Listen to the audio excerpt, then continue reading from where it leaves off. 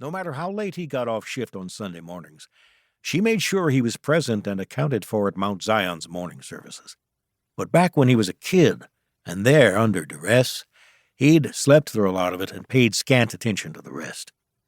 At the time, all that crap about loving your neighbor as yourself just didn't grab him. Unsurprisingly, once in high school, Darius had taken up with the wrong crowd, which had led him straight into the arms of the wrong kind of girl. Gypsy Tompkins had been bad news from the get-go. She was a wild child who was beautiful but tough as nails. Once she had Darius in her clutches, everything his grandmother had ever tried to teach him went out the window. Compared to him, Gypsy had been tiny, 5'2" and barely 100 pounds soaking wet.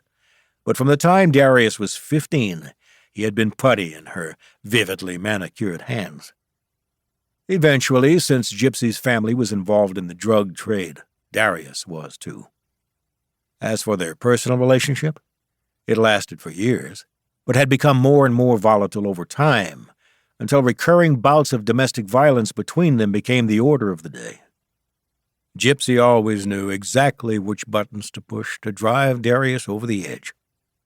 As soon as she succeeded, she'd call the cops on him, screaming into the phone that he was beating her or threatening to kill her. Once officers showed up, she would somehow manage to convince them that he was the one at fault. As a consequence, he was the one who usually got hauled off to jail. The next day, of course, when they'd let him out because Gypsy hadn't gone through with pressing charges, she'd laugh it off and act like it was all some kind of joke. Darius knew this was messed up and wrong, but he loved her and could never quite bring himself to walk away. During their last screaming match, she had pulled a knife on him. He'd managed to get it away from her, but in the course of the struggle, she'd sliced open her hand and was still bleeding when she called 911. This time, though, when he went to jail, Gypsy did press charges. He ended up doing 6 months in the King County Jail for assault.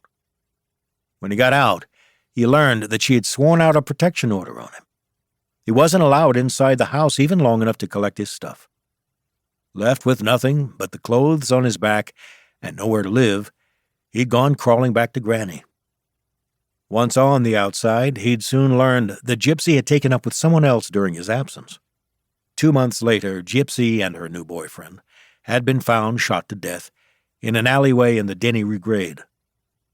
Darius was her ex, so naturally the cops came around asking questions. His job as a bouncer, the one Granny had found for him, had saved his bacon, though, because at the time of Gypsy's death, he'd been at work at a place with all kinds of surveillance cameras, and those had given Darius an airtight alibi.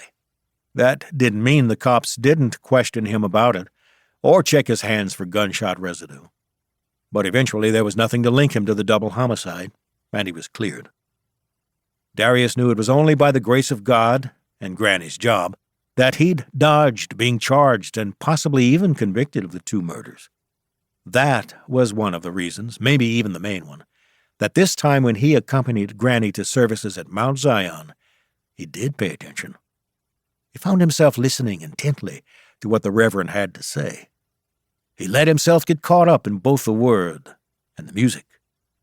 Finally, one Sunday, when people were invited to come forward to be saved, he got up and went, finding himself a whole new lease on life in the process.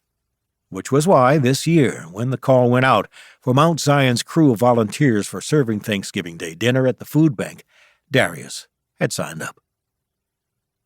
It was well after dark when, while patrolling the line, Darius caught sight of an older woman leaning heavily on the end of her overloaded shopping cart. A few sprigs of white hair stuck out from under her hoodie. Swaying unsteadily on her feet, she looked as though she was about to keel over. "Are you all right, ma'am?" he asked. "You don't have to wait in line. If you're not feeling well, I'll be glad to escort you inside." No, she said quickly. "I'm too tired to eat anything.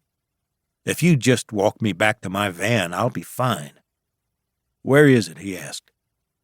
"Over there, a block or 2, she said, nodding toward the south. "Are you sure? Do you think you can make it that far?" "I believe so," she said. "But would you mind helping with the cart? I have some money I can pay you."